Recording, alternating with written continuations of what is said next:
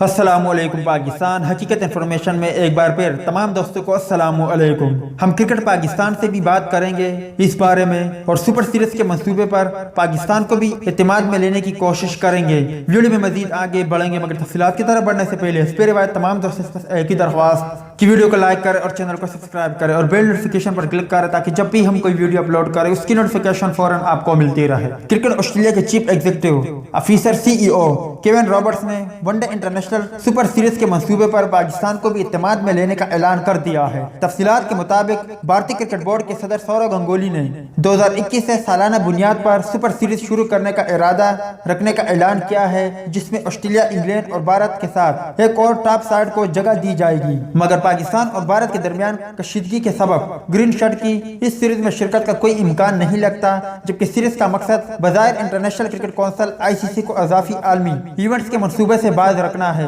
English cricket board اس معاملے پر غور کرنے کا عندیہ دے چکا ہے، اور اب کرکٹ آسٹریلیا کے چیف ایگزیکٹو رابرٹس نے بھی اپنے بیان میں بھارت کے اس منصوبے کو قدر کی نگاہ سے دیکھنے کا بیان دے دیا ہے۔ ان کا کہنا تھا کہ میں آئندہ ماہ بھارت اور بنگلہ دیش جا کر مستقبل طور پر کرکٹ کیلنڈر پر بات کروں گا۔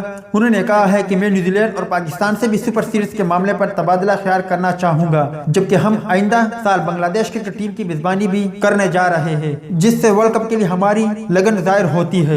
تو دوست، یہ تھی سپر سیریز کے حوالے سے کچھ اپڈیٹ۔ ویڈیو اچھی لگی ہو تو لائک کرے، بری لگی ہو تو ڈس لائک کرے۔ چینل کو ابھی تک سبسکرائب نہیں کیا تو سبسکرائب کر کے ساتھ موجود بیل آئیکن کو بھی دبائیے۔ ملتا ہے کسی نیکسٹ ویڈیو میں، تب تک کے لیے اجازت دیجیے۔ اللہ حافظ۔